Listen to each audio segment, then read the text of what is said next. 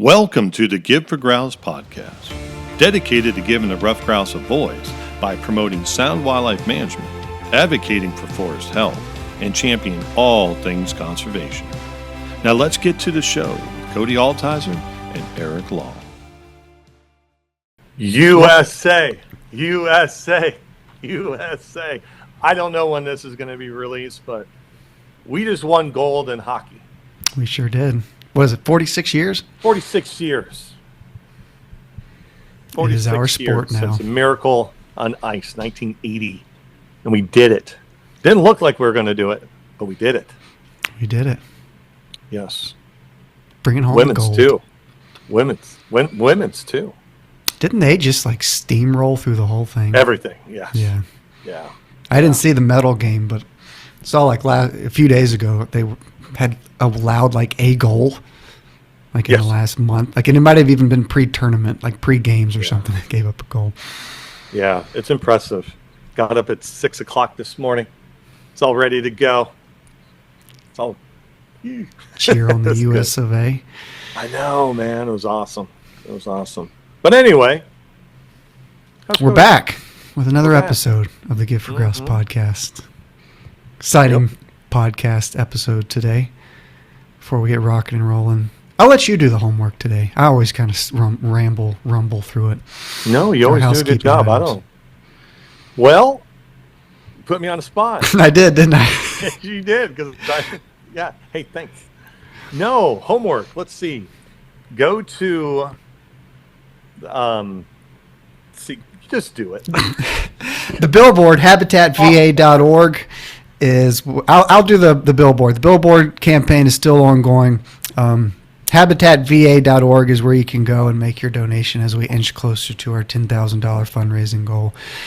We're raising the funds for it, but we've gotten a lot of messages, truthfully, of how proud people are of what we're doing. Because fundraising's fundraising, and some people can give money and some people can't, which is what it is. But the conversation that it has started and the interest that it has generated, people are really proud of it, which was the end goal. And we went into it with that. Like, said fundraising's fundraising, and, it's under the umbrella of a lot of what we're doing, but a lot of it was to take a stand and stand up, and people have acknowledged and recognized that, and we've gotten a lot of good feedback and, pats on the back, not that that's why we did it, but a lot of appreciation is what I've been rambling to try to find that word. A lot of appreciation for the fact that we put up a billboard to support logging. So yeah, and that goes to a lot of things that we're doing, Cody, right? I mean, a lot of messages, you get messages, like, phone calls and stuff like that, and people are quick. We were just talking about this yesterday, like with the Deer Hunter Project, people, they would acknowledge and stuff like that. Before the end of the conversation, you hung up on the phone with them. They're like, hey, I saw your video. They want to talk about this stuff. we got some momentum. People want to talk about this. We got some momentum. Things are good. This is good. We talk about moving the needle, and we are. We're still grain of sand on a big giant beach, but the needle is moving forward. We're generating some discussion, having conversations that needed to be had, raising awareness, raising money, advocating. The needle is moving forward, and that is nothing that we're doing. Like, you and I have always talked about this.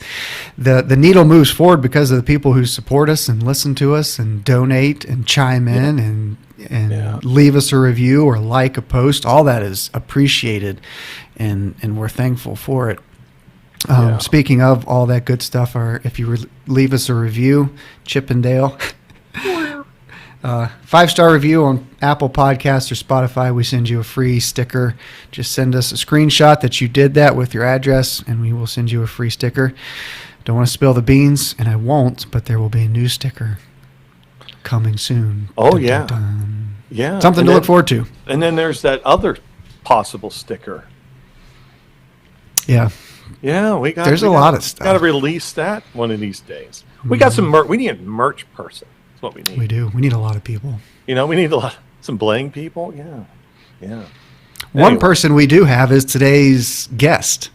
Yes. His name's Bo Thrasher. He's been very supportive of what we've been doing, for one, which is appreciated, but he's a passionate grouse hunter, a passionate grouse manager, grouse enthusiast. He and I have talked back and forth on Facebook a bunch.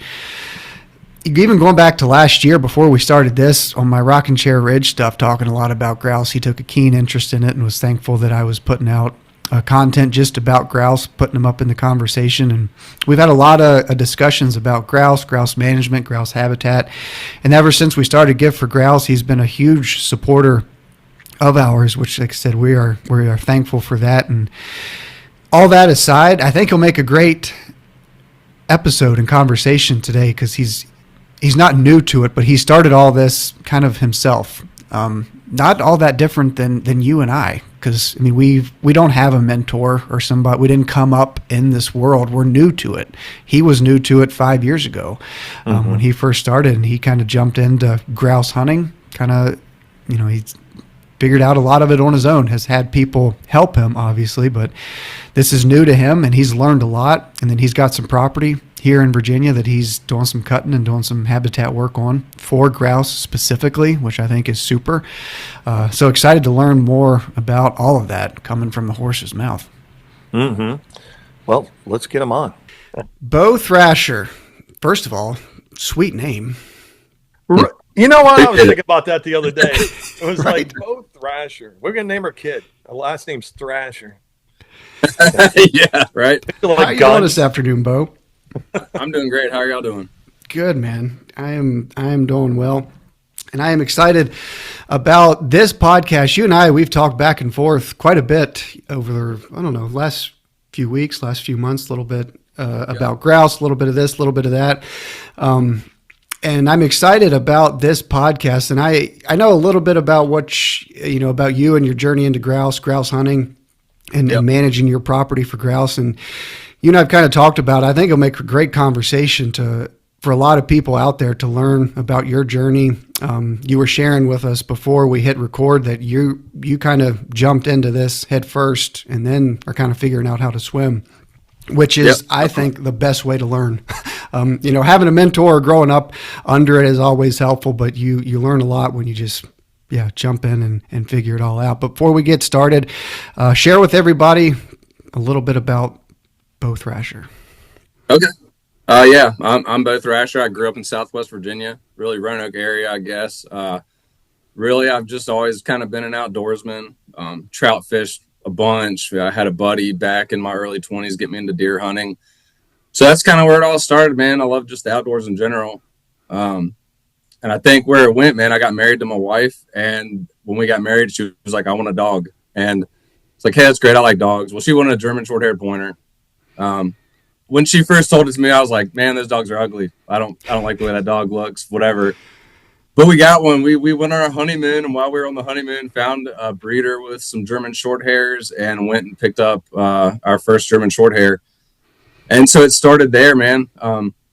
Went to some bird dog training classes. Really, I didn't ever have any mentors. We went to one of Rick Smith's introduction to bird dog training seminars he did in Charlottesville. Went to a couple of those, and that guy's amazing, man. If anybody wants to start, try to train a bird dog yourself. I think Rick Smith is actually retired now. His cousin, Ronnie Smith, still owns a kennel in Oklahoma. But he has great training videos, great books, a lot of good resources from that guy. We went to a couple of his training seminars, man, and really got our dog on birds, kind of introduced to the whole bird dog hunting thing. And we kind of started going to preserves from there and hunting pen-raised quail, pheasant, chucker. And after doing that for a while, we were like, this isn't difficult. It's fun. It's great putting the dog on birds and shooting them. But it was like the birds half the time wouldn't, flush. You'd have to walk up, practically kick them. And one day it was, I don't remember what it was, man. It was just like, hey, let's try to hunt a ruffed grouse. And that started my ruffed grouse hunting journey. And we just kind of figured it out from there. So, awesome. How long have you been hunting grouse? I'd say I'm pretty sure this is my 5th season, pretty heavily hunting for them, at least, 5 to 10 times a year. We poked around a little bit before, but didn't take it too seriously. But I'd say, 5 seasons of actually really trying to pursue ruffed grouse and in Southwest Virginia specifically. Awesome. That's a hell of a place to cut your teeth and learn how to do it, I imagine. Yeah. It was a difficult learning process. Sure. A lot of failed days, a lot of failed places that you try, but it all kind of comes together at some point if you just keep at it. And that's what I can tell a lot of hunters trying to learn this.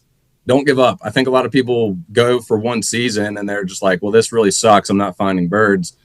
The birds are there. It takes a while to figure out where they are and how to hunt them. So you mentioned failure, and failure is a great teaching tool. And one question I wanted to learn or ask you and to learn about, from your experiences, which I think 5 years is a sweet sample size at this point, because you're still, relatively new to it, but you got some boots on your miles, you're learning. You got flushes, you've killed some birds, you're starting to accumulate a lot of data points, knowledge, experiences, or whatever. So what are some things that you've learned about grouse? We'll start with grouse, the species, and then its habitat, which obviously you're kind of asking the same question twice. But what are some things that you've learned, having had no prior experience with grouse in Appalachia? What are some things that you can point to that you've learned in your first 5 years chasing these birds around about the bird and their habitat?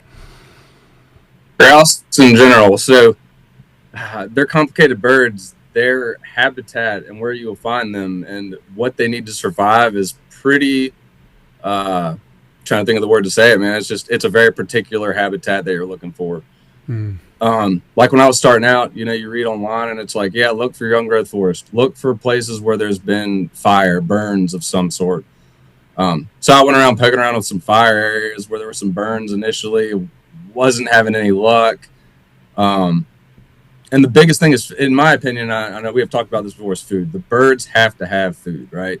Yeah. And figuring out what the birds eat. They don't just eat whatever. I mean, one of the biggest things that I can say that I have found where you're going to find grouse is some sort of salad. Looking for habitat with salad, whether that's ferns. I think that's probably the biggest thing is ferns. There's a lot of other, herbs, plants, and stuff they eat. Probably some mountain laurel leaves here and there and stuff like that. But ferns are big. And if you find a clear cut, it's maybe 10 years old and it's got some ferns in it, specifically like towards the second half of the season, you're probably going to find some grouse in it. Along with wild grapes, greenbrier, all the typical stuff you hear about. It's really important. And I know I've mentioned this to you before. You can find grouse in less than ideal habitat if the food is there. And I have gone into spots that you're like, man, this habitat looks amazing. It's thick. It's got all the cover, but it's lacking food and there's no birds. So biggest thing that these birds need, in my opinion, is a good food source. They need to have the stuff they need to eat. Number one, to survive. That is the biggest thing, in my opinion. Yeah, that's a good point. It's something I've kind of gone back and forth on, and it applies to all wildlife, and then whether you're hunting deer, turkeys, or grouse. And it's you're trying to find the limiting factor. But for the species, I go back and forth. What's more important to a ruffed grouse here in Appalachia? And it's like, is it cover or is it food? And I'm like you. I think where grouse where they have a diverse food source, I think they can, because I think they do better at evading predators. I think they're tougher, more adaptable than what we give them credit for. And like you said, I agree with that. You can have through the roof stem count, but if they got nothing to eat, there's not a lot of reason for them to be there. But if there's a lot of greenbrier, a lot of grapes, a lot of hard and soft mast, I think this isn't to imply that cover isn't important or is secondary, but my property is a prime example of it. Eric is familiar with it. It is not grouse habitat by any stretch of the imagination. But they're there, and even the food is limiting, but they're there in less than ideal cover. So that's pretty cool to hear you say that food is kind of the number one factor for grouse in your experience. Yeah, and like a prime example, I can just give that real quick. I went hunting with a buddy that I knew down a little bit south of Roanoke, and we hunted this north face of a ridge. The cover was just not there. When we first got there, I was kind of like doubting him, like, this does not look that great. But there were wild grapes everywhere. I mean, in the trees, on the ground, like where they'd fallen from the trees. And we flushed a few grouse that day. We didn't get any shots off. And the thing is, when grouse are in like more open cover like that, and this is what I've experienced a couple times, they will flush more wild. They won't even give you the opportunity to get close for a shot because they hear you coming, they feel more vulnerable. So hunting open covers like that is a lot more difficult. But this particular cover, it was just loaded with wild grapes, more than I've ever seen anywhere else, and that's why the birds were there. I mean, they had plenty to eat. They didn't even really have to move around a lot. Just walk around, pick all the grapes off the ground, and eat them all. So Yeah. yeah. It's kind of funny, you mentioned that about, and it's interesting, because I think, because where I was hunting, as we mentioned, I was hunting with Noah yesterday in West Virginia, and I asked him, we hunted, I think 3 or 4 different covers, and I'm trying to learn from him. It was like, and I asked him to grade each cover, and he's like, this is a 6, this is an 8. And for a lot of people, it's, myself included, I don't think many people, they know grouse, and they know grouse habitat, but they don't really know what it actually is or what it looks like until you see it. And when you see primo grouse habitat where it has food and cover, it's just this totally different world. But Wes kind of touched on it too when he was on the podcast about finding grouse in these less than, or not your typical grouse habitats, and you've kind of echoed that same sentiment. And I mean, inadvertently, the grouse on my property are the same. You don't necessarily have to have all those boxes checked. And again, I think it speaks to the species and their ability to persist. Now, persisting is different than thriving. Obviously, we want all those boxes checked and them to do as well as possible. But all that to say, they do well, even in less than ideal conditions, which I think is pretty cool. Yep, 100%, man. You kind of nailed it. And yeah, I think Wes hit a lot of that good too when he was talking about like upper high elevation cover.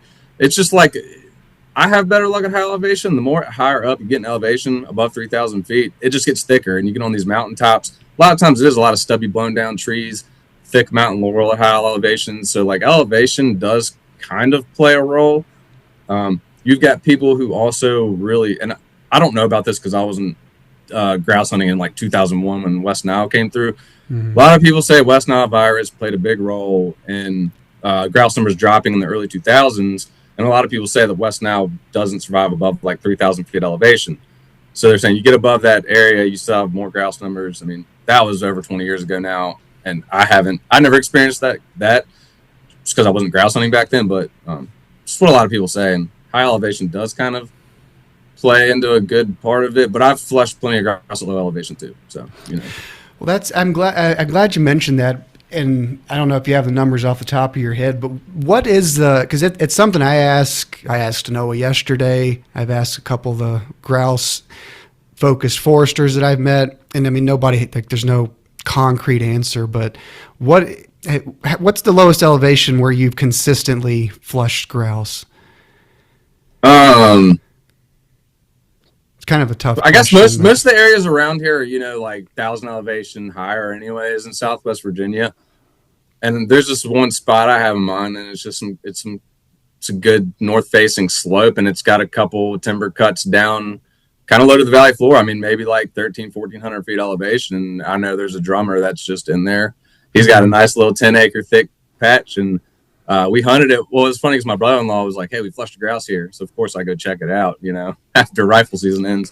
Yeah. And we found his drumming log. We walked by his drumming log. I was like, check out that log. And it was a blown down tree with a big root ball stump on one side. So he had his, I've always heard that grouse like to be protected from behind, so from predators when they're drumming. Mm-hmm. This grouse drumming log is one of the few I've found. And it was like prime example of it. Grouse poop all over the log, and sure enough, I was like, check this out. And I was with my buddy, and we went another 20 yards past it, and we flushed that bird. It was on the other side of a big pine thicket, so we didn't even see it. We heard it, but that grouse has been there. I don't know. I haven't gone back to that spot because it's one of those places where it's like, hey, there's a grouse. I don't know how many more are there, and probably not in like a super ideal where you're going to get 5, 6, 7 flushes. So I just haven't gone back, but. Right. That was a low elevation spot though. And I know there's more grouse around there because I know other people that have flushed them in that same vicinity. So, yeah. I've always wondered because I think Wes, I don't even know if it was on the podcast or when I was talking to him on the phone. I think he mentioned it in passing that, and it's anecdotal, like a hard line at 2,500 feet above, you see a noticeable difference than below. That's not to say, obviously, they don't do well at below because, hell, on my property, the top of the mountain is like 2,000, which is the top of the mountain. But in terms of elevation, it's not that high. Where we were yesterday was 3,500. But, I don't know. I'm curious about West Nile and its impact. It's real and prevalent and noticeable, but I've never been able to get a concrete answer as to like what's that line where above it we start to notice a noticeable positive difference, and then below it, a noticeable negative difference. But a lot of the habitat types that you're hunting, or what are they? Are they more kind of mesic, moist sites, or drier oak hickory type of cuts? Where are you seeing the most grouse when you're hunting around Southwest Virginia? So I'm not some great biologist or anything, so I will just say what I can, for the most part. Well, not sounding too technical, but like I used to think like north facing slopes were pretty good because they're shaded from the sun. They usually have more stubbier growth and mountain laurel and stuff like that. And the north face of the slope is normally your more wet side of the slope, so there can be more bugs and stuff like that for them to eat. So therefore, why I was thinking north facing slopes are great. I don't know, man. This year I've been hitting more south facing slopes with timber harvest. The south facing slopes have like just all the greenbrier, grapes, and growth like that they like to eat. So I used to think like north facing slopes were great, but now this year I'm kind of like, hey, south facing slopes are good too. I feel like it comes down a lot more. And I think Noah might have hit on this a little bit, was like soil types. Like you have different areas with different soil types. You have some places where they'll do a cut, and I've seen them 20-year cut and it looks terrible. Nothing grew back. And it's just like, what happened? And you like the spot that I'm just thinking of in general, just terrible soil, rocky, crappy soil. And it just didn't grow any food. I've never seen any grouse there. So soil type and just every cut is different. That's something that I've learned over the 5 years, man. And you can't really know unless you go check a timber harvest out, hunt it, and see what you think. Yeah. I've gone to some that I didn't think would be great, and they turn out really good. And I've gone to some like, oh, this looks money on like Google Earth imagery or on the map and the age of the cut, and then it just looks like crap. So it's just, I haven't figured it out. It definitely just, every cut's different. You kind of just got to go and check them out and hunt them. I know grouse do eat acorns. I have come across grouse. I flushed a couple grouse in areas that didn't have a lot of wild grapes and stuff like that, and there was just acorns everywhere. And I remember I flushed one. Something I heard, I think I read in a book, it was like, if you ever flush a grouse, look at where they were and try to think of why were they here? What were they doing? And I try to do that almost every time I flush one. I look around, like, was there food? Were they eating grit? I mean, a lot of times you'll find them in the logging road. My sweet spot is at 11 a.m. on a logging road. They're probably there eating some grit or in a ditch nearby, right? I can't tell you how many times I flushed them doing that. So I just think of one that I flushed one time, and it was just right under this oak tree, piles of acorns, and all the little acorns were like cracked open, and I could tell this grouse had been here eating acorns for, I don't know, weeks, since the mast happened. So I mean, like, I don't know, man. When it comes to like trying to dial in for us, I don't know. I see them all over the place, and just certain spots are better than others depending on the angle of the slope, the way the slope's facing, and the soil type of the area. I mean, it really comes down to a lot of different factors. Yeah. Plus, it's just where your dog goes. Yeah. Right. Yep. You're following them. Yeah, I like to hit the southwest sector. No, it's where your dog goes. Yeah. It's just, that's a whole other. Especially you go up north. It's like you have a plan, and then next thing you know, your dog is like, "What? Where? Yeah, Tim, where's your dog?" Well, he's about 200 yards out. It's like, what? Yeah. Sometimes that's something I struggle with big time. It's like, that's probably a whole separate subject, but trusting your dog. I've heard that so many times with grouse hunting. Trust your dog, trust your dog, trust your dog. I'm like really hard-headed when it comes to that. Like, I know there's a fine line of trust them to a certain extent, but don't blindly follow your dog all over a mountain. You know what I mean? Like, oh no, that's too. I haven't mountain hunted yet. Soon, hopefully next year we get a bunch of it. Yeah. It's funny you've said, trust your dog. It's amazing. I took my dog to South Dakota in 25 last September, and how quickly he responded to first time. He picked up like, oh, they're in this cover, and he would hit that type of cover, and it was amazing. But like after like the second day, he's doing this. It's like, damn, yeah, that was impressive. Yeah, 100%. I've experienced that with my dog too. And the biggest thing is like trust your dog. The other big thing is pay attention to your dog and read. They say read your dog, right? Yeah. My dog, like, it took me a little bit. I got some grouse wings from this guy in Canada. It was great because, like, how do you train the dog around here to hunt grouse when there's not that many around? And that is a huge problem, I think, that a lot of people will have. Senior grouse hunters will know spots to take their dog. If you're just starting out grouse hunting and you don't have spots, what do you do? Yeah. So I got some grouse wings from a guy in Canada who shoots 50 a year up there, no problem. And he was like, "Hey, I got a bunch of dried grouse wings. My wife says I need to get them out of the garage." I was like, "Hey, Boom! send me a few." And Yeah. dude, he sent me some grouse wings, and I would like drag them through my yard on a string, and I would let my dog then go through and get on that scent trail. And I've got her now, like, and you'll hear this a bunch. Like a good grouse dog will track the birds.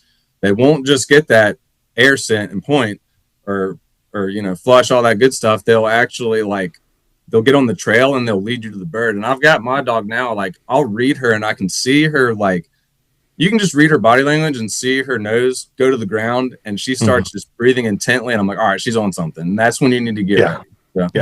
So, that's pretty cool. Yeah, that's I want to kind of go back. Cody brought up with you about, just kind of starting out and just winging it, no pun intended. Nice. You like that, don't you? I did like that. You should have said pun intended. You should take that. Oh yeah. Every now and then I surprise Cody with my big major vocabulary that I have and everything. Anyway, so I have I started in my dog's 7 in April. First year was a bust. We did. Yeah. So I don't count that. So 6 years, I've been out of the 6 years, maybe the last 3 out of that 6 been taking it serious. Like, okay, I do want to do this. Yeah. But again, I knew people that did it. I'm a deer guy. That's all I did, deer hunt, got burned out. Just Cody knows the story. And, this is my midlife crisis. I thought, well, this is just my midlife crisis thing. Get a dog and travel and see what happens. And then I fell in love with it. But still, I remember it's like buying a gun for the first time, and you go into a gun store and you're nervous because you don't want to look like an idiot. You don't want to say the wrong things, hold the gun the wrong way, all that. Yeah. I remember going with, or just asking questions and trying to be, smart about it, like in the sense of, all right, Bo, so I know what I do, but when you get your dog, how do you go around and work? I don't know the answer, but I'm acting like I know the answer. Yeah. But I remember having those conversations and is there no talking? Is there how fast do you walk? I mean, I remember all those questions I had, and you just got to go do it. And like Cody said, and you mentioned too, you got to fail, right? You got to fail. Like this dog, I'm rambling here, but my dog is he was my trial and error dog. Anything that you could do wrong, I did wrong with them. Yeah. He ate a lot of French fries with me on the way back from trips, so we got that going. But no, the point of my question was, encourage people, if you would, if you're going to do this is the greatest thing in the world to do, and the community of upland hunters is phenomenal. It is. Is it not? Yeah. It is. And a lot of people want to be secretive about their spots and not tell you. Oh, no, you get that. I'm kind of I'm the same way, but if I have a friend, I'll take them hunting. I've gone with some people that I've met. There's some great Facebook groups. Cody, I know you're on some of them, like Appalachian Grouse Hunters. Man, there's some great people on there. And I knew nobody here that grouse hunted. Yeah. I was on Appalachian Grouse Hunters asking questions. And there were some great people on there that gave me some great answers, man. Because like you're saying, Eric, it's I was asking all those same questions, hey, when you approach a cover, how do you work it? Do you just hit the edges? Do you go up through the middle? What do you do? And a lot of that, I got responses from them, but I also kind of just figured it out on my own too. Oh, for sure.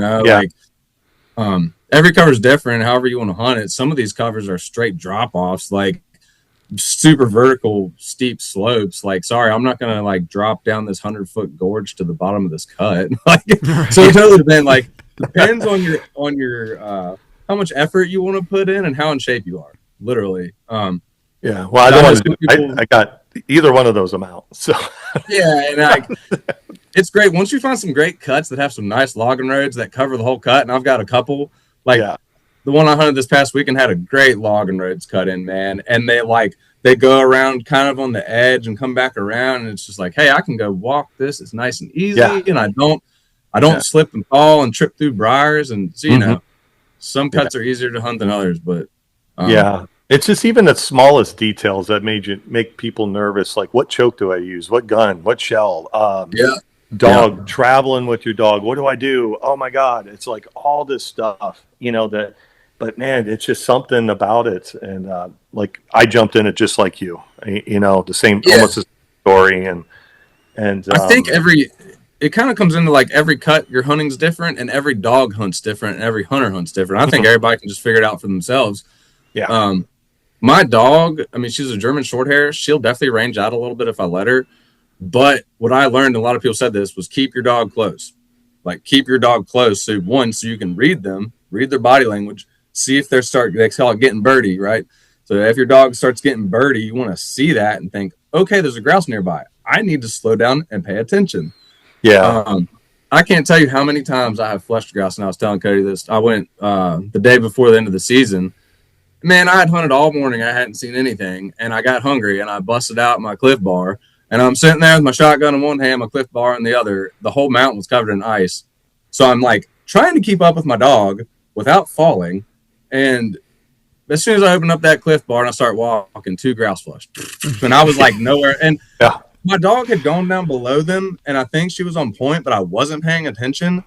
And like, sure enough, she was just kind of near them. And when she stopped and I stopped, they flushed. And I was like, daggone it. Like, it's always like the worst timing with grouse. No matter what, dude, they never flush. It's perfect. And I think some dogs will point from 20 yards away and you can actually go in and get it flushed. And some, man, my dog still gets close to them and bumps them.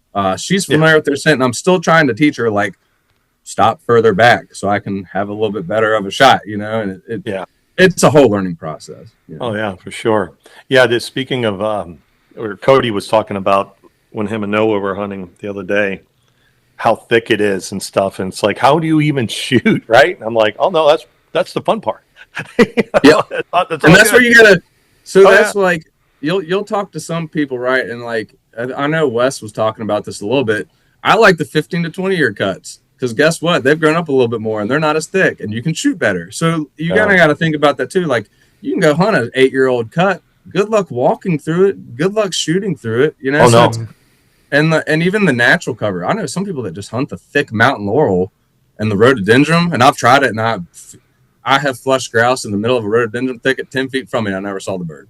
It's just impossible to be successful. I mean, you can go flush them, but I mean, good luck trying to get a shot off. I mean, you might get lucky every now and then and have a clear shot, but it definitely makes it more difficult, for sure. Yeah. I remember up in Michigan, this was, I think, 2 years ago, a handful of us were walking down this 2-track and nobody loaded their gun.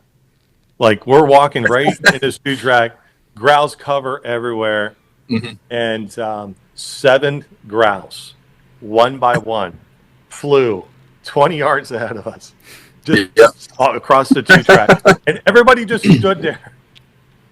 It was like when it was over, no one said anything. It was like, just like looked around like, what the hell did we just do? Why did we do this? Oh, yeah. Yeah. Then we didn't see any other grouse the rest of the trip. And it was like, you know what?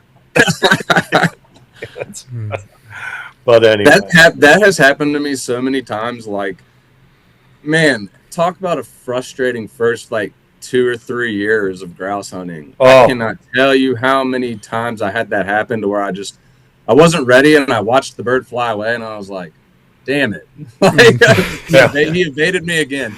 I mean, they call it, man, they call it the king of upland birds for a reason. They're smart, they're fast, and they're just, I don't know. They'll sit put to your, like, they'll stay there and not move too, Yeah. Until you walk past them sometimes. It's just, I don't know, man. They're difficult. They're sneaky and they're smart birds. That's all I can say. I so bad want to go up to like Quebec where you can walk up to them. Yeah. Take a selfie with it real quick. Yeah. That's just insane. I've been fascinated by that where they've got like dumb grouse, further west you get up in Canada.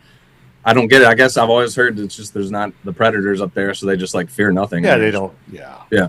Just crazy. I've never experienced it, but I like the videos where people outside of their window and it's up north. It's their cell phone video where there's like half a dozen in their crabapple tree in their backyard. Yeah. Like I got to chase the darn things around for months on end just to find one down here. You Yeah. guys know the same. It's like, well, they're like robins and blue jays in their backyard. Yeah. Yeah, it's crazy. Yeah. You said that you have GSPs. Yeah, I have 2 German short hairs. I only hunt with one of them. The first one we got to mail. He's a great family dog, but he's gun shy. That was kind of my fault. Me being a young dumb gun owner, he was getting in the trash one day when he was a puppy, and I just like popped my belt, at him, like snap. You can take your belt and make the thing pop. Yeah. Oh well, I could probably get him hunting. He's got some bird drive, but I have regretted that ever since I did that. And needless to say, when we first got my German short hair, I wasn't really planning on bird hunting. I didn't, because it really starts from day one, and I learned that. I got our second GSP. She's 8 now, and we kind of started her at those Rick Smith trainings when she was 6 months old, exposing her to birds, and so we have 2 great dogs. It's very smart dogs, both of them. But yeah, my female, her name is Benelli. Go figure. And she's a great dog.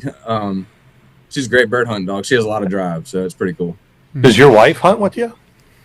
So it's really funny because, you said so I figured. Yeah, we have 2 kids now. I started out grouse hunting with her, and she just loved walking with me. She has hunted with me a bunch, but she's not the one carrying the gun. So I guess you could say we're hunting, but I'm the one carrying the gun and doing the shooting, and she's just along for the ride. She just loves being in nature and just watching the dogs work, man. Yeah. Cool. It's kind of unfortunate because we had 2 kids now, and she hasn't been able to come with me and actually harvest a grouse.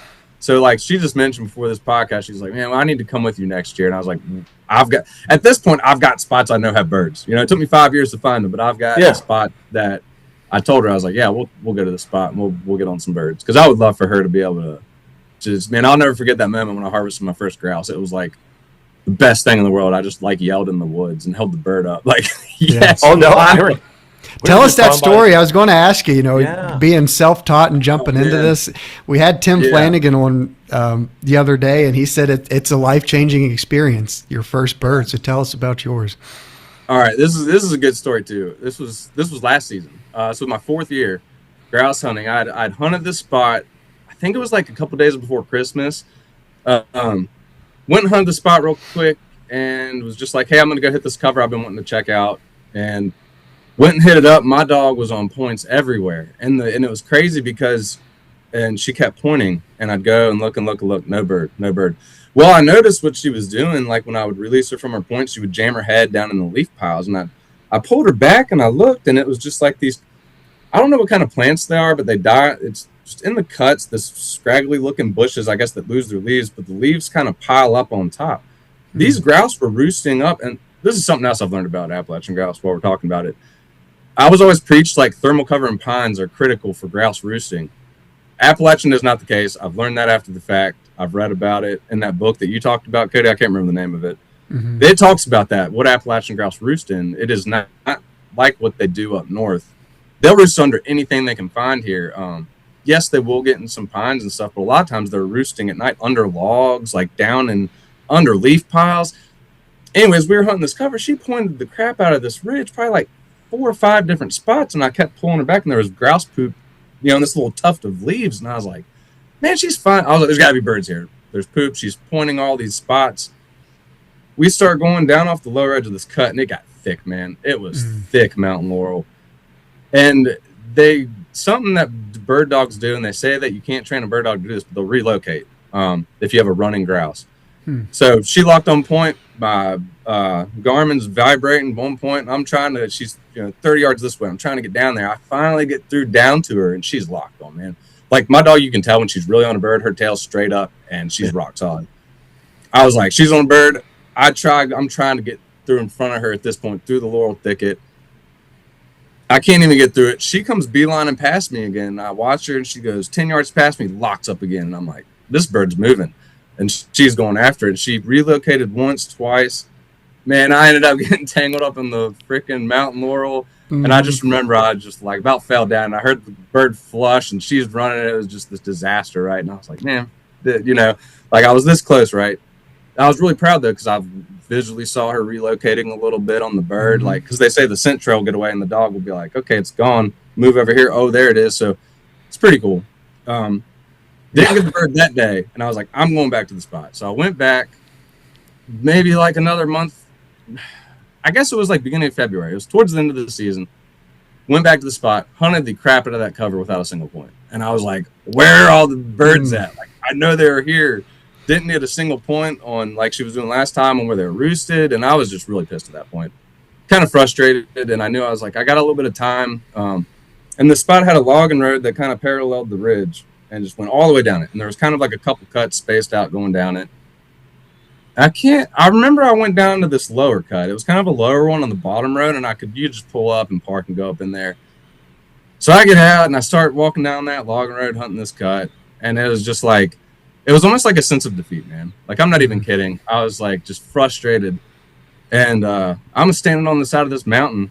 And I just remember I just stopped and I was like, dear God, like, please give me a grouse today. Like, I sincerely prayed. And crazy story, too, because at that point, I'm like halfway up this ridge, and I'm like, okay, there's a logging road just a little bit higher up with some cuts up there. I'll go up there. So I get up on top of that logging road, I hunt another cut, kind of swing around a little bit, and I was debating, like, do I go back to the truck and drop back down?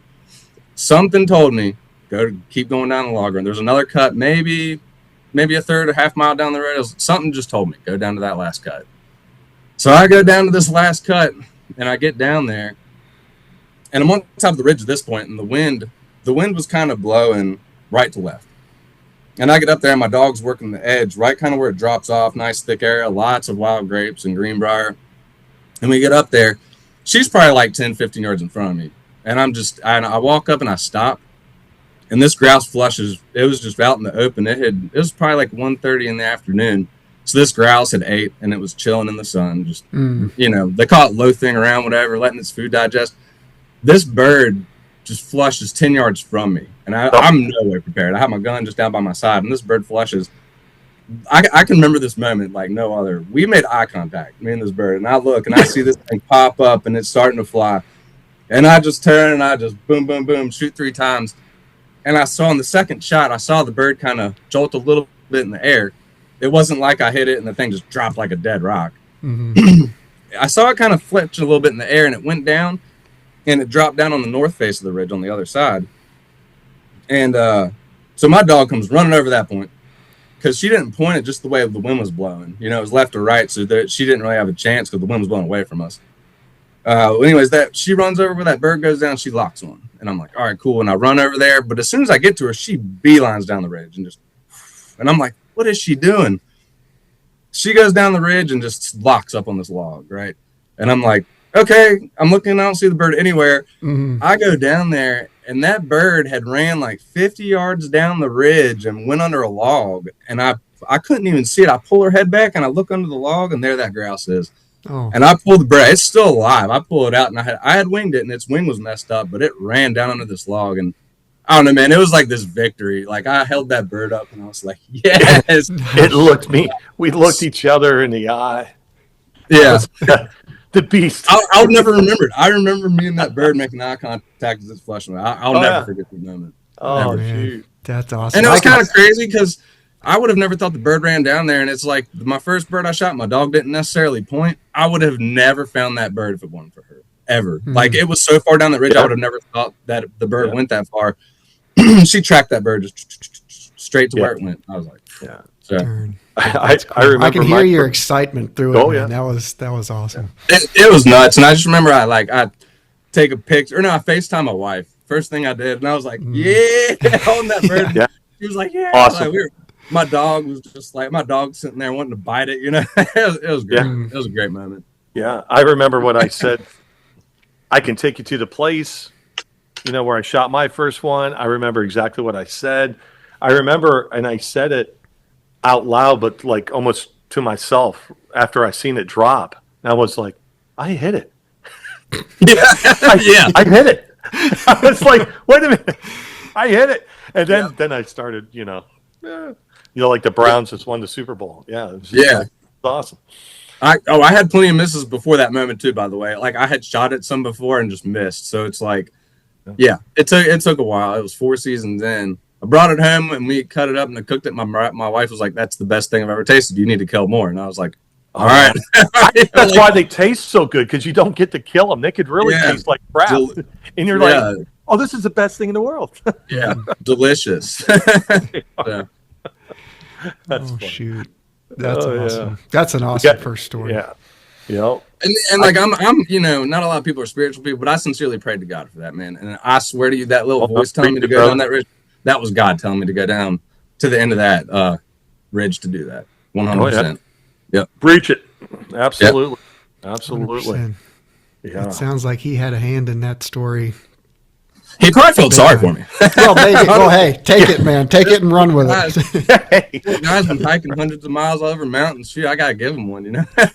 Yeah. Gotta keep them going. Give them a taste. Yeah. Mm-hmm. Oh, that's awesome.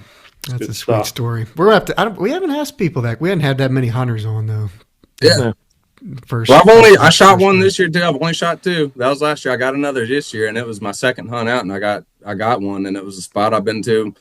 I'd been to 3 times before, or no, 2 times before, and I'd flushed birds both times. Didn't ever get a shot off, and I finally this year connected on one there. So, well, tell us that. I want to hear that story. The first story was you're such a good storyteller. I want to hear this one too. Oh, so this spot is a great spot, man, and it's got like 1, 2. It's got like 8 or 9 cuts all across this ridge. Where's it at? Hang on. Could you point on the Onyx? I don't even tell anybody about this spot. It's pretty good though. It's got a lot of the biggest thing too, and this is something big on grouse cover is like you got these patches. I think Wes and Noah have talked about. You got these islands of cover with all old growth around them. Usually doesn't do too good. This spot has cuts and there's thick rhododendron and mountain laurel all between the cuts. So you got this great mountaintop. It kind of runs on a couple cuts are on the north face, a couple cuts are on the south face. They kind of switch over to the other side, and there's just thick natural cover all around it. It's a great spot. So I went there a couple times. We flushed. One of them was with my buddy. We flushed one that was, like I was telling you, I was 10 feet from us in this rhododendron thicket. We couldn't even see it. This is another time where you like pay attention to your dog. One of those moments. Me and my buddy hunted it the first time. We were walking down the logging road, and there was a grouse like. It was elevated. It was up in a bush, like eating berries or something. We didn't see it. But we're walking with my dog, and my dog just stops, like sideways, and I could only see her butt sticking up behind like a mountain laurel bush. Me and my buddy both stopped about 20 yards away. We're like, she on point? And as soon as we said that, we're like, it's like if you ever, that's the biggest other piece of advice I give anybody. If you ever think your dog's on point, just keep walking, because when you stop, the birds are like, oh no, they saw me and they fly. So don't ever stop until you're ready to shoot. Like huge thing. Because I've stopped in like terrible spots where there's nowhere to swing a gun. It's like only stop in spots where you can get a good shot off, and only stop when you're really like sure there might be a bird on point. Because I've just screwed up so many times just doing things exactly like that. So I'd flushed 2 birds there before. Went back the third time. And this is even funnier. I have an old coworker who hunts that same area and was like, hey, this guy who hunts these cuts down this ridge said the grouse are thriving there. Literally, he said thriving. And I was like, I've been there twice. I flushed a bird both times. And he literally like was like pinned, like, yeah, right here in the cut, right? I go down and I pick these cuts apart. They're the north-facing cuts. Picked them apart without finding a single bird. And something that kind of clicked this year was like there's a difference between like brood cover for grouse and wintertime cover. They need food, they need cover in the wintertime. They can't go far to survive, right? So this spot, I kind of clicked in my mind, like this guy was hunting this spot during bow season, early in the fall. A lot of times you got your hens with the chicks together still like the brood hasn't split up yet. So I kind of figured out he's seen some hens with some chicks. Sure enough, when I get in there and hunt these cuts, it was just like tons. The stem density was there, right? And there was nothing on the floor except leaves, no weeds, trash, which is great for brood cover. Like if you listen to podcasts, they'll tell you like grouse broods need a canopy above, nothing on the floor, because the chicks need to be able to walk around without getting hung up in leaves and vines and stilt grass, that kind of stuff, right? So as I'm hunting this, I'm like, there's the stem density here, but there's no birds, but there's nothing on the ground, and I don't see any food. So when you got food summertime and fall, and then it's just gone towards winter, what are they going to do? They're going to move, a better spot where the food is, which was on the south face of the mountain. So like a lot of this stuff has really clicked the last few years. Like find food, you'll find the birds. Anyways, I found piles of grouse poop in this cut. It looked old though, and I was like, okay, there were birds here. I'm not finding any. This is also another funny story because I had until 3 p.m. to hunt to go to my niece's dance recital, right? So I was like, all right, I can hunt. It was something like that, right? So there were bear hunters there that day too. Bear hunters are your friend. If you run into them grouse hunting, ask them if they've seen grouse, and they will help you out. For sure. Dude radioed his buddy and was like, yeah, we've seen some over here. So that was another interesting thing of the day. Anyways, I come back. I get back to the truck, look at my phone. I was like, I've got like half an hour left. And there's a cut right by the parking area. I had never bothered hunting because I was like, it's right by the parking area. There's bear hunters all around here right now, running dogs. There was a guy chainsawing on the other side of the logging road. Yeah. So you just like, you see all this and you're like, well, I'm, typically the further in you go, where there's less people, the better you do, right? That's how I've always thought. Anyways, I forgot the beginning of the story. When we were first going in, there were a bunch of bear hunters at the gate. So I elected to like not take the logging road. I kind of walked through this edge of this cut up onto the ridge and walked the ridge down. When I did that, I could tell Benelli was getting really birdie, like when we first got there. And I kind of let her work around a little bit and work the side of this cut, but I didn't see it. We didn't get any flushes, no point. So I kind of went on, hit those other cuts. And when I came back, I thought, hey, I better go over here and let's check the spot out again where she was getting birdie. So I went down and worked the edge where she was, went all the way back down, and kind of was working my way back up to the truck. And I remember I stopped to look at my phone just to see where I was because I didn't know where I had gotten in relevance to where the truck was. And as soon as I picked my phone up, man, I saw her stop, and it was just this mountain laurel thicket, and she stopped on point. And as soon as I turned and looked, the grouse flushed up from the edge of it. And I had maybe like a 10 to 15 yard window before the next laurel patch started, and I just threw the gun up and shot a couple times. Did not know if I hit the bird. I was like, man, I hope I hit it. So I walk up there, and as soon as I get up to where I saw the bird go down, I heard it crashing in the laurel and trying to fly, and I was like, I got him. And I saw the bird kind of like crash and then run off.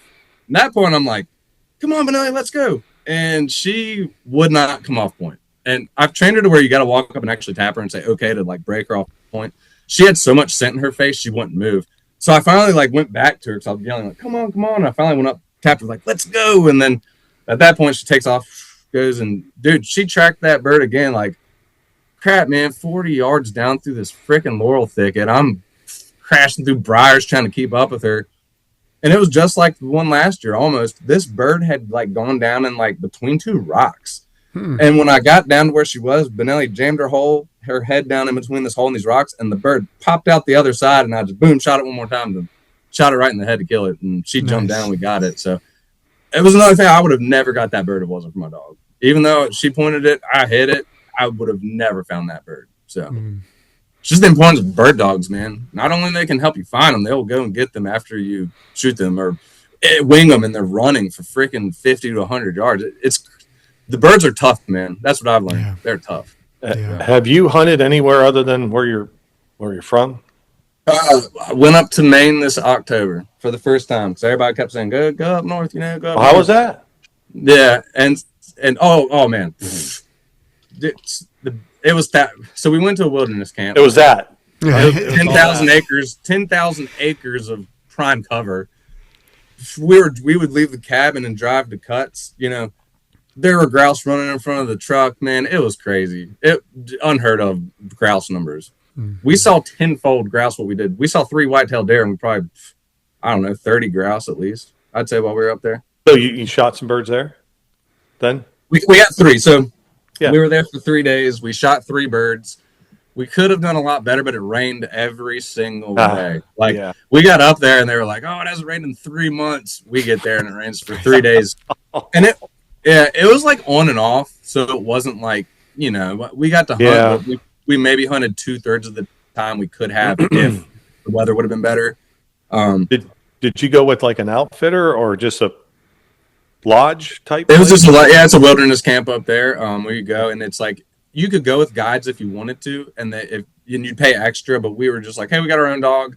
You just go and they point you in the right direction. Yeah, the owner was really cool. We asked him, it was real funny because we were going to hunt one spot, and we passed the owner, and he was like, go on down there behind. He's like, go around the bend up here, and there's a culvert. Go behind that culvert. There's some pretty good cover in there. So I was like, all right, cool. We went over behind this culvert. Man, we were like 25 yards past the culvert, my dog's locked on a bird. And then we shot that one. Then we moved like another 25 yards up, flushed another bird. There were grouse everywhere. Yeah, I think it's crazy. Yeah, I think 27. I want to go up there, but it's on the bucket list. Yeah. What I really want is to get like you, Cody, Noah, myself, and we go up to Michigan, and I haven't been there in 2 years. Okay. See, I wanted to go more that way. I went to Maine. I would love to go to Minnesota, Michigan, Wisconsin area. Yeah, and I have some connections up in Wisconsin and stuff, but the Michigan hunt, it's cool. We stay at a campground, and you tent it or camper or whatever you want to do. Yep. So you're by the fire. It's grouse camp. That's awesome. Like a long weekend, and you hunt in the morning. It's a gentleman thing. So you let the birds do their thing. You get up, make some breakfast. Yep. You don't have to get up, like deer hunting and all that. That's what I like about grouse hunting. Oh, I love it. Up and crack it down. No, yeah, man. It was, then you go grouse hunt, go into town, or go back to camp, eat some lunch, take a nap, go back out last couple hours, do the same thing over. And it is so much fun. It's just the camaraderie, the camp feel, making fun, of each other. And it's so much fun. I think it'd be great. We should do that.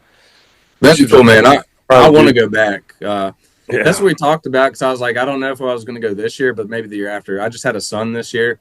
And also, we went, it was the end of October, so we were driving back on grouse opening weekend here, and I kind of missed out because we're in Maine. Needless to say, it was worth going to Maine.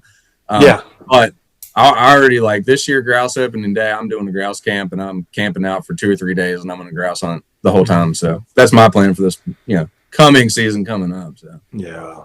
Awesome. Because I got a great, I got enough good spots. I know I can go stay at this area and have plenty of areas to hunt. So cool, man. Let's. I want to pivot a little bit.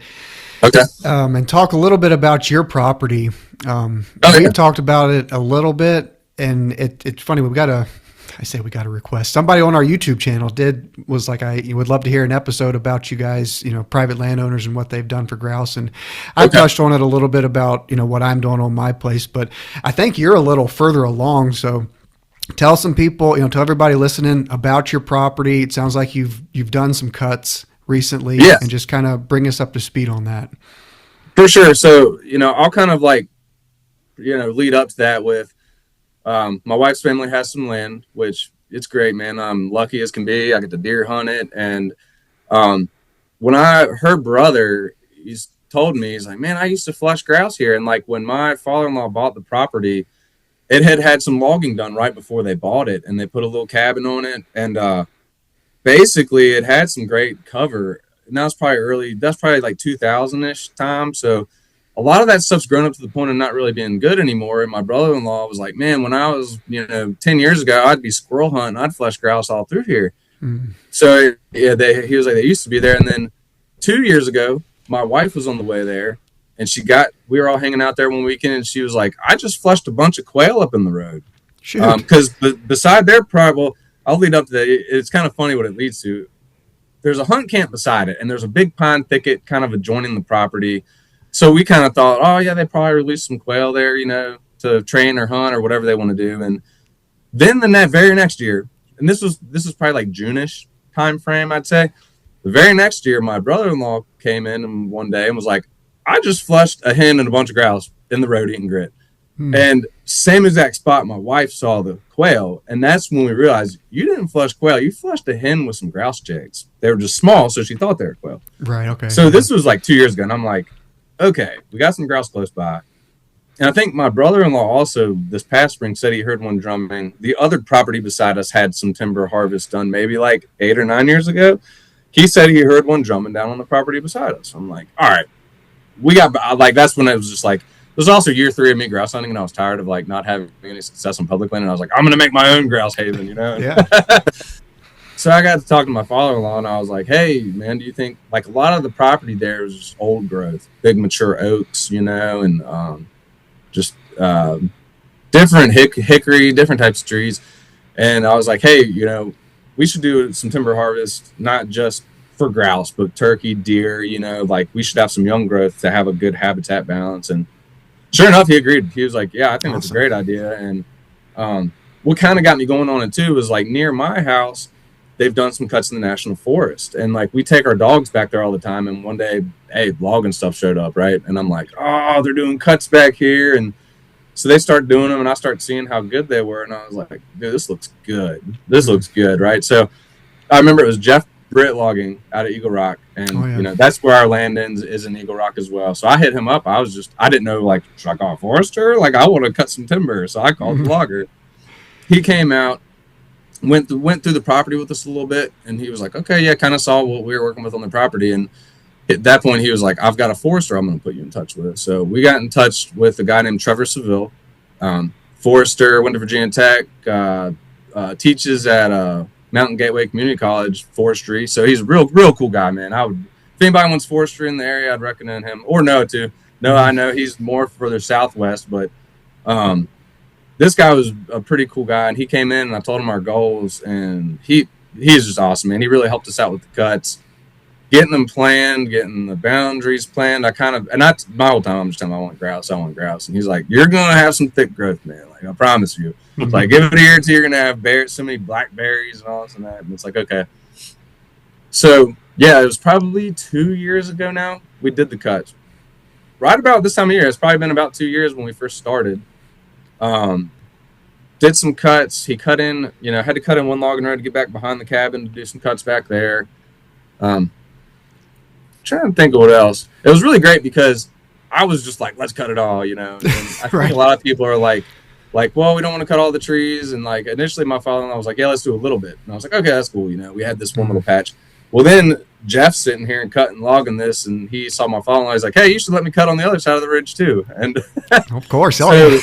My father-in-law, of course the logger wants to cut more wood where he's at, right? So my father-in-law hit me up and he was like, what do you think? And I was like, I think it'd be great to cut a little bit more. I think the first cut was maybe 15, 20 acres. And then on the other side's another 10. So we probably cut 25, 30 acres total. Mm-hmm. It's pretty cool though, because it's like, foresters know this, and a lot of people, you might know this too, Cody, but like you can't cut where there's drainage. Like if a ridge comes down and it's like water drains, you can only cut like 50% of the tree canopy. Yeah. They don't want water runoff and dirt getting in the streams. So anyways, it's pretty cool. We have like probably 4 small cuts. There's maybe like a 2 acre cut, a little drainage, 7-8 acre cut, a little drainage, and like a 4 acre cut.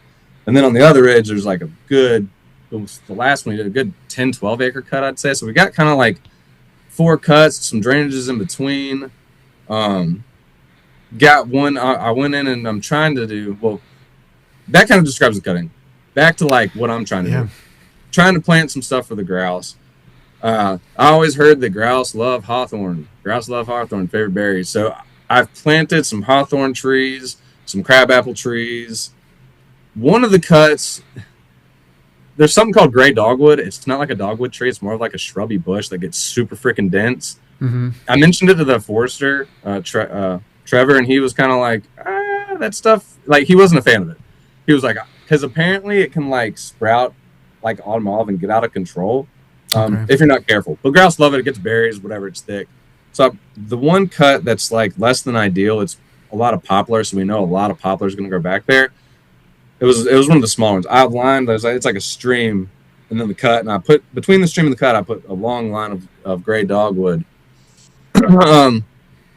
What else have I planted? This past year, so I did a lot of shrub planting last year in trees. This past spring, or no, sorry, I'm trying to think what time it is now. This past fall, back in October, November, I had a guy come in because the logger, they leave a lot of trash unless they have a mulcher. There'll be a lot of branches and stuff. So like the logging roads he cut in, we couldn't really drive the side by side on because it was just branches everywhere, right? I have a buddy who does forestry mulching, so I had him come in, had him mulch up all the trail, like the logging trails from the skidder. Got all that mulched in, so 1, we could have ways to walk through it, and 2, so we could go and plant some food plots. So after he went in and mulched, we planted some cereal rye and daikon radish. Because daikon radish will grow, the roots go deep, it pulls nutrients up from the bottom, and it breaks the soil up from the hard skidder driving, this heavy equipment smashes the dirt down. So that's where we're at right now. we got that food plot going. It's came up pretty good, but we put down a ton of lime too. Because when you got a forest trying to convert it back into like a food plot, the soil's, I think, too acidic. So you got to put lime down to kind of get that pH balance back. Right. So we spent a whole day doing that. So now this spring, we're going to come in. My father-in-law's going to bring his tractor back. We're going to till up the logging roads, and we're going to plant. I haven't really decided what we're planting yet. It's going to be a food plot mix of some sort. Probably some stuff with partridge peas, some clover. It's going to be a mix. Awesome. But I'm going to do the logging road and slash loading deck areas is just going to be grouse, deer, turkey food plot is what we're planning on doing. So nice. How many shrubs would you say you've planted? I forgot. I also planted a bunch of shortleaf pine. Tell me that. Yeah. Yeah, I planted 100 shortleaf pine. I kind of did them, and I felt kind of dumb after doing it because I read that grouse ecology thing that you were talking about, and it was like, up north they say thermal cover is big, so I planted like 25 like shortleaf pines and patches in each of the little areas to try to create like a thermal cover for when it snows and rains and just stuff for the grouse to stay dry in. Well, then you read on that and it's like, oh, like I think that grouse ecology book, it says something along the lines of like, well, that can create an area where predators can just sit and wait for the grouse to come out of the thermal cover, which I don't. Yeah, I mean, you're nitpicking. I mean, we had Tim on, and I straight up asked him. I was like, where do you find most grouse roosting? And he was like, conifers.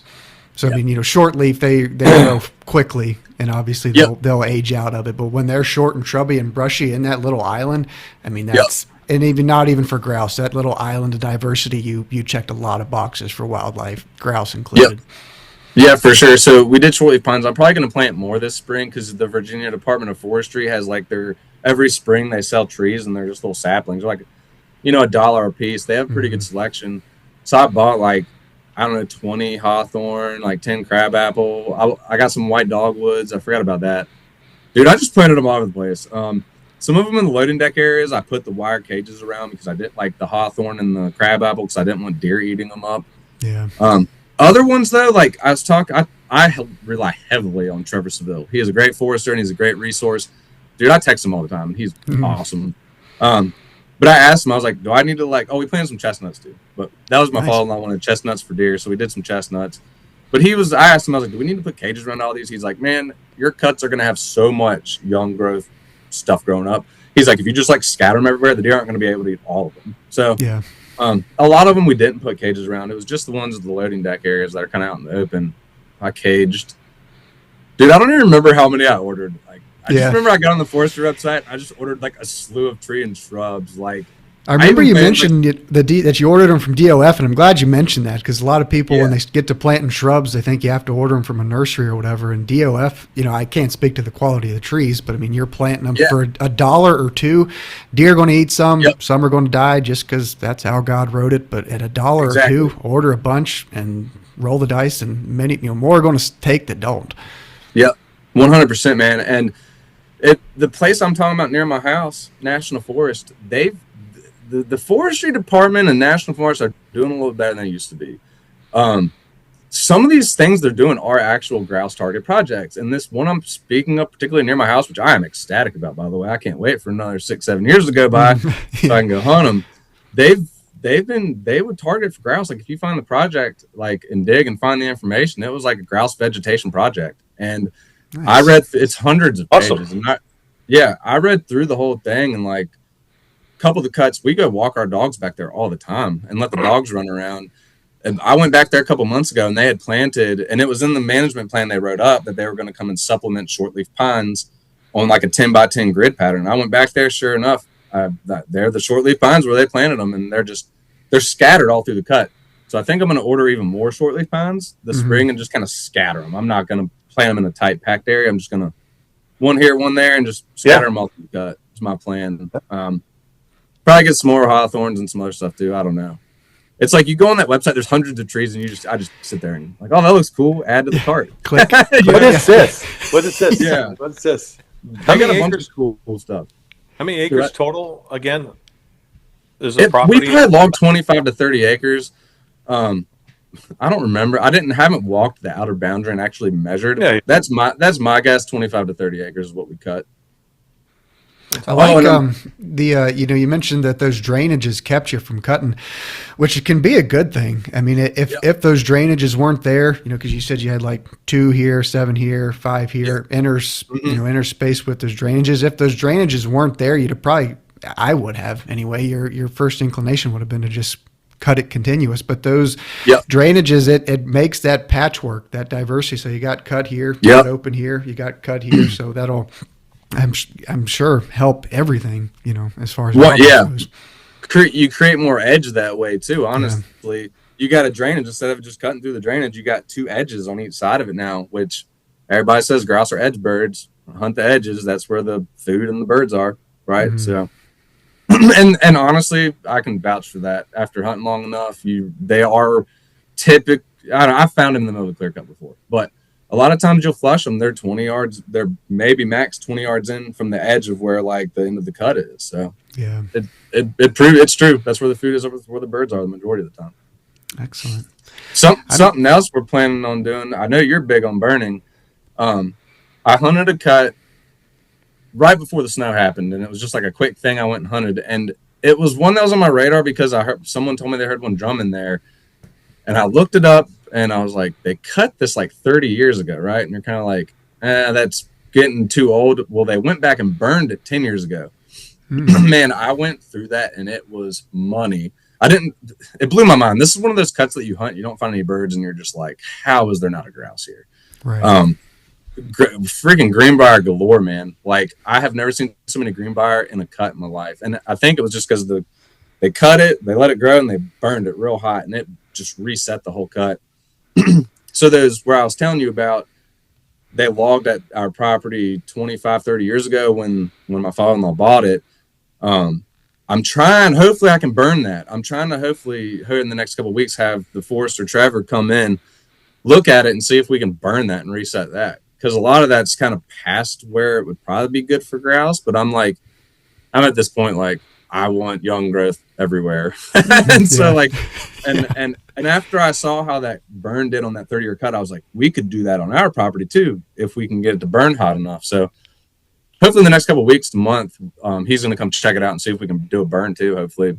Nice. He said the burn is like way backed up for the Virginia Department of Forestry right now. So he's like, it'll probably be like next year before we do it. But so that's on the radar too. Possibly going to do a controlled burn of some 30-year cuts and try to reset some of that. Interesting. That cut that you walked, or that you said responded really well with greenbrier that had been burned. Did it top kill the trees, or did it just? Dude, there was It literally, I could tell, like, it was kind of variable, but like something else I've gotten really good at is get on Google Earth, and this is probably the biggest thing that I use, and any other person trying to learn a grouse hunt. Get on Google Earth, look at satellite imagery. You can roll back the historical imagery data, and you can go and look at like wintertime imagery. And then if they've done a fire, you can see like, oh man, there was a big change from this year to this year, right? So I've kind of gotten good at that, and I could see like, wow, this looks like it really scorched it. And that's the thing, you don't really know how hot a fire is going to burn depending on like the humidity and the fuel and all that. So for whatever reason, this one probably burned pretty hot because I could tell it had it was thick briar, and honestly, it was still looking kind of young. Maybe another couple of years, it might actually get better. That's something else I figured out with fire. A lot of times if it burns hot, it takes a while to come back. So I've hunted some burns, and it's been like, it's been 10 years. And I go and look, and I'm like, this looks like crap. Like, it hasn't grown back thick enough at all yet. So, but that just goes back to, you're not going to know what a cover looks like till you go, put eyes on it, and try to hunt it. But yeah, it did burn hot. Like, there was one tree that I took a picture of in that cut that was like a huge tree, and the whole thing was just charred black sticking up. It was a pine. I think I sent it to Trevor, the forester I've been working with, and I forgot. He was like, yeah, that tree can tend to do that. And, he knows all about that stuff. He does burns. Like when there's fires, he's on the Department of Forestry. He'll come in and help fight the fires. So he's very, very knowledgeable about controlled burns and forestry and all that stuff. So gotcha. I'm glad you said that. We've talked about it on the podcast. I've talked to some people, privately or, just, friends and buddies or whatever about fire and grouse habitat. And it's certainly a tool in the toolbox, but I'm trying to learn. I mean, it's got to be like you described. It's got to be a hot canopy killing fire. Otherwise, you're just kind of burning leaf litter on the forest floor. But to run a fire to get that hot to kill 20, 30-year-old trees, that's pretty Eric would know. So, you got to run that thing probably uphill, and that thing's getting pretty darn hot. No, it's a lot of dump. Sorry, go ahead, Eric. There's a lot of debris. Usually you can kill a nice, beautiful oak stand, a state park looking woods, if it burns too hot. Mm-hmm. A lot of debris against the butts and everything, and just you burn in the wrong time, wrong humidity. The flame is no different, it's just burning hotter, and you can destroy a beautiful oak wood if you do it wrong. And that's probably what happened, Yeah, so they had burned, like, I don't know if it was a controlled burnout. That's the other thing. Like it is so hard to find fire burn data, like, especially between state land and federal land. And, like, I've messaged Trevor Seville about this because he works for the Virginia Department of Forestry, or he helps them with fires. And he was like, good luck, man. Like, federal and state don't jive. And like it's just separate databases, and they don't necessarily keep track. Because I was trying to ask him, like, is there one database I can go and look at all burns, like wildfire and controlled burns, and look at like years when they were done? And he was like, no, it doesn't exist. Like, it's all just scattered data, and it's not all in one place. And some of the burns are there. You can get on OnX and turn on your burn layer, and some of them are there and just some aren't. And like the same thing with the timber cuts. You get on OnX, you turn on the timber cut layer. Some of the cuts are there and some aren't. I don't know why. It's just some of the data they can access, some they can't. I don't know. It's weird. Yeah. Mm-hmm. But I've seen plenty of areas that they've burned and it just looks terrible, and it didn't burn hot at all, and they didn't do anything for grouse. Then you'll go to find some and they burned real hot, and like, oh, this looks really good. So it just depends. Yeah. Mm-hmm. Yeah, if you get to the point where you can put some flame down on your property, because I'm doing the same. I mean, Eric's seen everything that we've burned and has helped us, and we haven't burned with grouse in mind. Everywhere that Eric and I have burned. Okay. Honestly, I don't know if we have anything planned to burn for grouse in mind, but I'm trying to gather as much data as I can from people who have been burning and seeing how grouse respond to it. I talked to a buddy with the Nature Conservancy on Warm Springs Mountain, and they burn quite a bit. And this is a cool story. It's nothing really to support what we're talking about, but he said they burned, I forget when, within the last couple of years, a big block, a big unit, and he went back in the next day to observe or to do some mop up or whatever. And within the burn unit, he heard 4 drumming grouse in the burn unit, which I mean, just imagine the visual, black forest floor, smoke still pluming up a little bit here and there, and then there's a grouse still on his log drumming. Would be pretty sweet. I don't know how they get around it, man, because there was, I don't know. I've heard that before. My buddy was hiking an area that had a forest fire. Same thing. Flushed the grouse and this burn up rhododendron. I'm like, how is he surviving in there? Like the cover's burnt. His food's burnt. Like, but I swear they're hardy animals, man. They are. One thing he told me that, and I was like, I can't. They eat so much, and I imagine they're no different than you run a fire through anywhere, field, timber, whatever, within an hour. If it's daylight, there's birds in there, songbirds, turkeys, quail. I mean, I imagine grouse are no different, bugging or getting scarred seeds, berries, whatever the case may be. So I'm sure they see it the same. Yeah, definitely. Trying to think another one. Yeah, there's been plenty of times forest fires have ruined where I wanted to go. I've been like, hey, I'm going to try this spot this year. Oh, they burned it. Never mind. I guess I'll give it a few years, But that's great. I mean, hey, the areas they burn, there's grouse. That's a good thing, I guess. So. Oh, for sure. We can't. Yeah. Well, I was about to say we can't have too much fire on the landscape. We can't have too much good fire on the landscape. Yeah, let's definitely clarify that. Everyone likes one of those mega fires every now and then. Yeah, get one of those going. I'm excited, man. I'm excited to see how the grouse respond to your work, and we'll have to follow up because it sounds like your cuts are just a couple years old, so they're not quite there yet. But they're 2 years old. Yeah. I'm also excited. Well, I also forgot I planted a ton of greenbrier. I don't know if anybody does this. I planted a ton of greenbrier and wild grape seeds because what I did was I knew there were some wild grapes where I went and collected a ton of the berries. I sat there and busted them open, and I got I didn't know this. Each wild grape was the greenbrier. The greenbrier are the ones I actually collected a bunch in the national forest near my house, came back. I cracked them open, and there's like 3 seeds in each berry. Dude, I sat here for like 2 hours one day cracking open greenbriers, getting the seeds out. I put them in paper towels, moist paper towels in the fridge to stratify them, And I went through our property and planted greenbrier all over the place. Nice. Like, I don't know if anybody does that, but I did it. Well, I mean, did it take? Like, has it gotten a good? You gotten a good response? How did I plant those? I can't remember when I planted them now. I think it was. I don't think they've had time yet.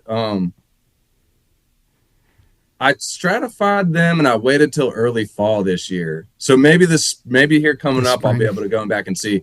I also got a bunch of wild grapes. I didn't stratify them. I just planted them straight in the dirt back in like October, November, because it sucked stratifying them. And online it was like, you can naturally stratify wild grapes. If a bird eats them and poops them out, they naturally stratify in the dirt over winter and then they sprout in the spring.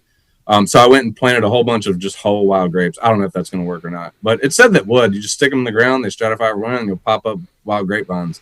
That's going to be interesting because I would think that, and I don't know this, because I think there's some seeds that do need to be processed through digestive. Yeah, so you might have to redo that, eat those seeds. Yeah, right. So there's already a ton of I shouldn't say a ton. There's wild grapes on our property, so like I'm sure we're gonna have plenty of them. But I was like, I'm gonna go and just plant a whole bunch anyways and just thumb them there. I don't know. Like you're saying, some of them do have to go through a digestive system to actually do that. The greenbrier though, I stratified them, and I know they were ready to rock when I put those in the ground. So yeah, I can't imagine it wouldn't hurt. You and I sound like we're cut from the same cloth as far as being pretty maniacal about grouse and grouse management. I've always wondered as to like get one of those leaf blower seeders, planters, and just drive the skid trails and logging roads. And my dad drives, he's driving, and I'm with this leaf blower seeder out the other side, just making it rain with wild grape seeds and greenbrier or whatever. But maybe one day. Well, one thing I'll mention too, I'm really lucky we don't have a lot of invasive species on the property. There is a little bit of autumn olive, but I've spotted it. It's not like out of control, and I'm going to go back in and the one thing you had, Cody, remember that little, like, I don't know what you call it, a dauber, right? Is that what it's called? And you have the pesticide and you can cut it. Oh yeah, one of your Instagram videos. Yeah, man. And I was like, I need one of those with the herbicide in it. You hack it and just daub it on the end. Yeah. I'm going to buy one of those this spring. So there's a little bit of autumn olive I need to knock out. On our lower field, there's a butt ton of freaking Japanese stiltgrass, which sucks. Oh, yeah. It's not anywhere really near our cuts, but like I've heard a lot of bad things. I didn't move, man. So my father-in-law really wants to knock that out. He was talking about getting pre-emergent to put down early this spring, and then just hit it with herbicide, man. And we're going to try to kind of get that under control too. But luckily, we don't have a ton of invasives, but I'm going to try to keep that in check so it doesn't get any. Get ahead of it if you can. That's still if and when you get ahead of it, it can be done to get ahead of it. You never kill all of it. Stilt grass for sure. And I'm curious too. What pre-emergent you're going to use and how it responds, because that'll save you a ton of work, and I'm hoping it will be effective for you, because I've killed a ton of stilt grass with clethodim, grass-specific herbicide over the years. Works phenomenally well. But this past summer, I experimented with imazapic, commonly referred to as plateau, which has some residual properties. You can spray it as a pre-emergent, but I'm hoping I set aside kind of some test areas. I have it marked down what I sprayed with cleth, what I sprayed with imazapic, to see if I killed I killed the stiltgrass last summer with it, and I'm trying to see. I will know very soon this spring and summer if it kind of got into the soil and kind of kill some of the seedlings from coming back up. But stilt grass, it's easy to kill. You might just have to stay on it. Yeah, that's what I've heard, that the seed bank stays in the dirt. And you just got to keep at it for several years to really try to get a hold of it. So that's the plan. I'll text you. I can't think of it offhand. It's something 3. Damn it. Anyway, it's a herbicide that these herbicide companies are using on state land and federal land for stilt grass. And they use it, and you can use it as a pre-emergent or before it goes to seed. So you got a big window there of time. And they're saying sometimes it's just like a one deal, That's what we want, and it doesn't kill the existing type stuff. It's really selective. That's awesome. That's what we would want. Yeah. Damn it. And you don't need a herbicide license to buy it either. All right, cool. I'll Yeah, I text. think. Yeah, like we've gotten the property pretty good as far as creating habitat. I'll probably plant some more shrubs, some more short leaves this year, and then it's really going to be like wait it out a few years and hopefully Yeah. praying that there's still grouse close by to populate my cuts. Man, that is Yeah. my biggest hope. So only time will tell with that, and really just focus on trying to hit some of these invasives a little bit, keep that in check. So that's kind of my plan right now. That's the roll Well, of the yeah. dice you take with managing for grouse is the hope. And I'm literally, well, not even in the same Yeah. boat. I mean, 2 years behind you. I was telling Noah yesterday, like, I got them. They are there. Yeah. But, we're Logger moved in this past week. He's starting cutting. I'm like, guys, just do what you got to do to make it another 5, 6, 7 years, and then you will be golden. Yeah. You will have an oasis. But gosh, it's a roll of the dice, and you're doing everything right. You're supplemental. I mean, you're supplementing those cuts with shrubs. You're on the invasives. It's just that's the tough part about grouse management is after you make that cut, Yeah. you just gotta wait and hope and pray. So a lot like going back to like hoping grouse coming in and filling these cuts. I had done a lot of research on that myself. Because a lot of these cuts near my house in the national forest they've done that they've really tailored to grouse. I'm like, I know there's some in the higher elevations, but I'm like, will they get? Because this is something else I learned. In the forestry, they don't cut below a certain grade. I think it's like 35% grade or less, right? Because they're worried about runoff, so they won't cut the super steep slopes. They'll only cut the less, like anything below 35% grade. I think is what Trevor told me. The forester I've dealt with. So a lot of these cuts are down at the base of the mountain, and I know there's grouse up at the top of the mountain, but I'm like, well, I hope they can make it a couple miles down into these cuts, and I've really researched it. Apparently, grouse can travel pretty far, man. It's just, will they find the cover is the question. There's a guy, I'll have to send you this video, Cody, if I can find it. There's a guy called Ethan Trapper, and I think he's a forester like up like Vermont or something like that. Yeah. He did a video one day about like what grouse do in their dispersal. When the the chicks get sold, they disperse. He said they want like randomly, I guess, goes to their mind like, well, time to go, and they just fly. Like they don't know where they're going.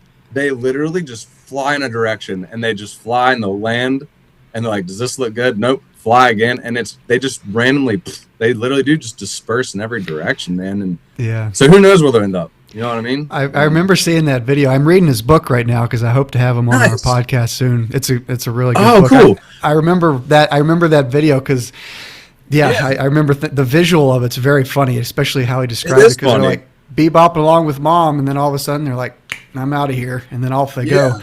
But like you said, they in their brain, like peace out. They travel, and that's the thing. Like we don't want them to have to travel. But we can't, obviously we can't control that. They'll travel until they find it. A lot of times I think grouse mortality is highest in September when 100%, when the brood's breaking up and they're dispersing. But they'll find it. They'll travel until they find it.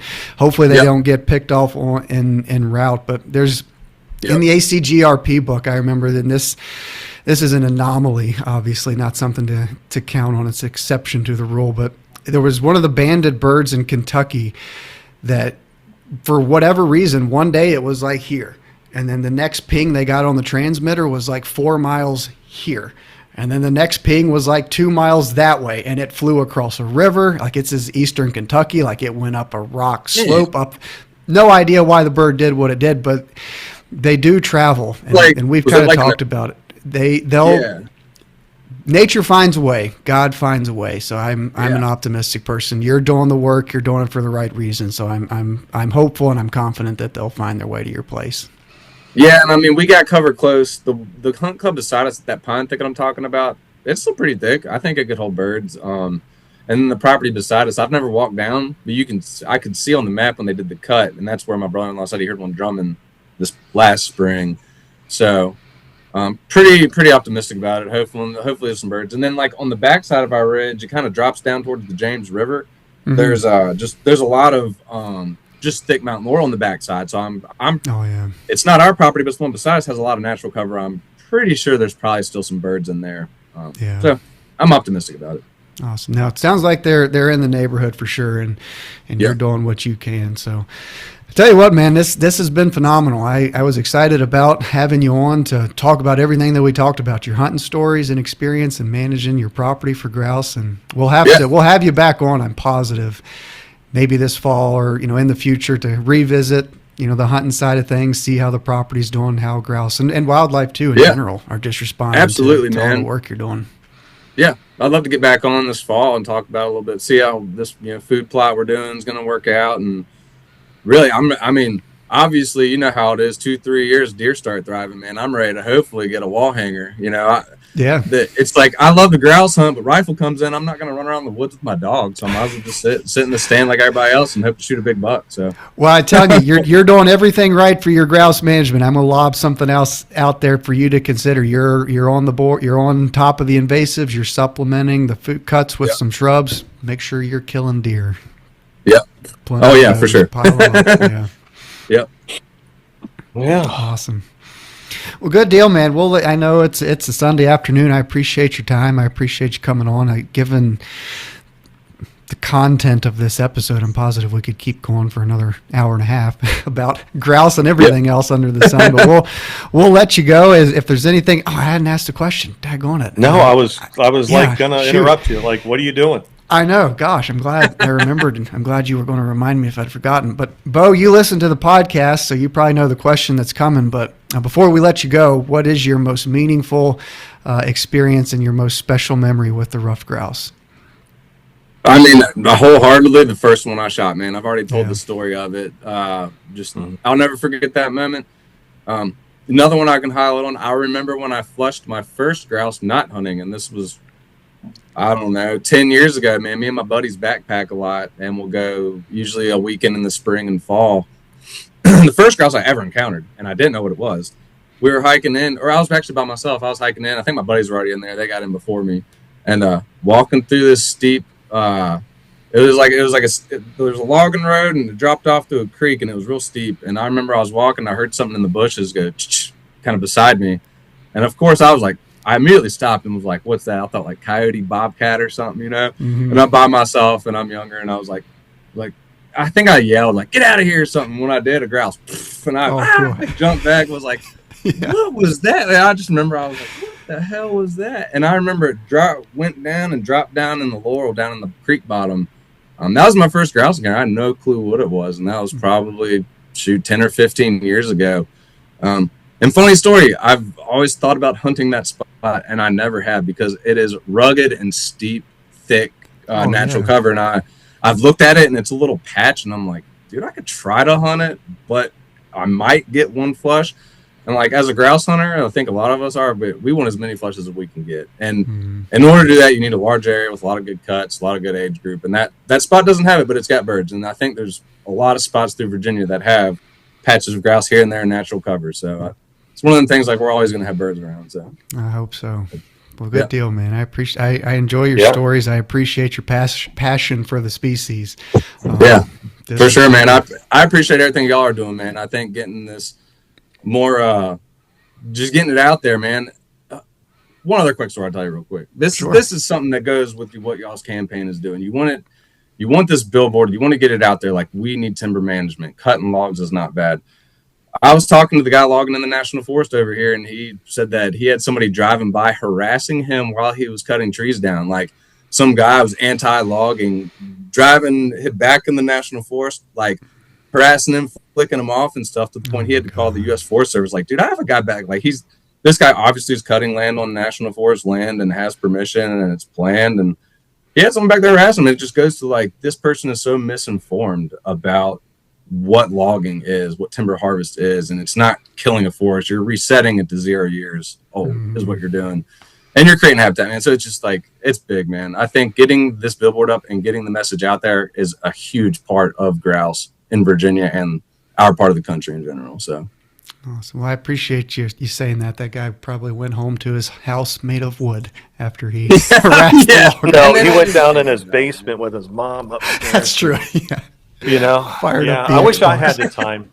I wish I had that time to be able to do shit like that. Yeah. Yeah. Right. Yeah. It's man. crazy, but Anyway. All righty, Bo. Yeah, well, thanks we'll a let lot. you get to it. Yes, sir. Yeah. Appreciate it if y'all having me on, guys. It's been a good conversation. You betcha. You betcha. We'll talk soon. Yep. See y'all. Well, that was a pretty productive conversation, I feel like. Passionate would be a better P word than productive. you can just feel the passion coming through the screen about the hunting, about the bird, about the work that he's doing. You can feel it. It's palpable. Yeah. What was great listening, because a lot of it I just sat back and let you guys talk. It was, I was thinking several moments throughout the podcast that we've had so many different types of people on this podcast. And that's what's nice. That's what's been fun with this, is that, with deer, in a deer world, you can just take a different person and plug in, and you're going to hear the same stuff. It's just the same. It's just a different body. There's so much different personalities and so much different opinions and all this stuff in this grouse world. You got the hunter, you got the professional, you got the hunter/professional, you got photographers, videographers, all different type of aspects of opinions and stuff like that. It's not just a plug-in type thing. And that was, and you're right. It's just it was enjoyable to sit back and I got another story. I got another story. Yeah. Well, tell me, brother. Tell me. Yeah. Oh, I think it'd be a great time once we get. I'm sure we're going to have some more people on that we're all going to want to go hunting on. There's going to be a big camp, like 20 people, grouse hunt for one bird. So it's just, we're going to have a good time. I love meeting new people and stuff like that, and Bo for sure. Yeah. Yeah. Yeah. It was a great conversation. And Bo, very passionate about all things grouse, hunting them, the dog, the lifestyle, the management, the species itself. And I'm glad to have him on our side because, there's, like you said, there's a lot of, it's going to take every personality or entity or whatever the word is, input and experience and a voice from everybody.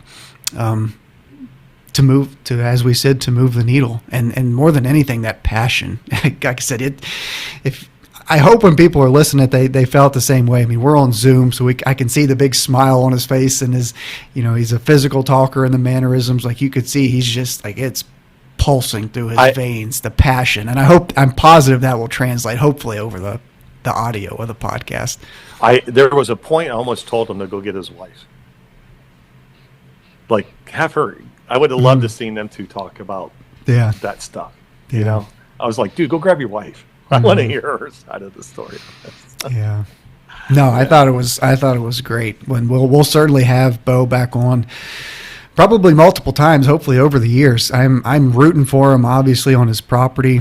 It's rare to hear. I mean, I'm sure there's many more Bos out there, but to hear somebody who has a piece of property. He talked about deer hunting. I'm sure there'll be some spillover for deer and turkeys for him, but he's managing his property for grouse. Yeah, which is cool. Super. It's cool. Right. It's rare. What that can be done. Wait a minute. Yeah, I'll be darned. Imagine that. I love the fact that he's seed and grape and greenbrier. Oh, I can't pretend like that thought hasn't crossed my mind. Yeah, I just haven't done it. Who's to say that's right? Who's to say that's wrong? I just do it. Do it, yeah. It's making you happy and excited, and if it works, boom. If it doesn't, who cares? Yeah, who cares? Yeah, it's money, time, but you know what? You were trying to make a difference, and that's what's the most important part about it. Just send it, man. And that's one thing, Bo, that I was listening to. It's like I appreciated that part. Just try it. Just do it. What do you have to lose? Yeah. If it don't work, we'll fix it. Yeah. My gosh. We'll just have Cody come with a herbicide sprayer to fix it. But anyway, so no, great guess. We've been doing pretty good lately. That's for sure. So anyway, well, good deal, Mr. Altizer. Until next time, right? Yes, sir. Yep. All right. Well, thanks for supporting us, as Cody was saying earlier. And go check out the website, and if you can, donate. If not, tisk. Shunned. You're not invited. You are not invited to the grouse hunt. Yeah, that's right. We're taking our mutts and we're going somewhere else. And then give us a review so you can get some fabulous stickers and what have you. And again, thank you for everything. Thanks for following us. Thanks for listening to The Ramble. And as my grandpa always used to say, no hurry, no worry, keep moving.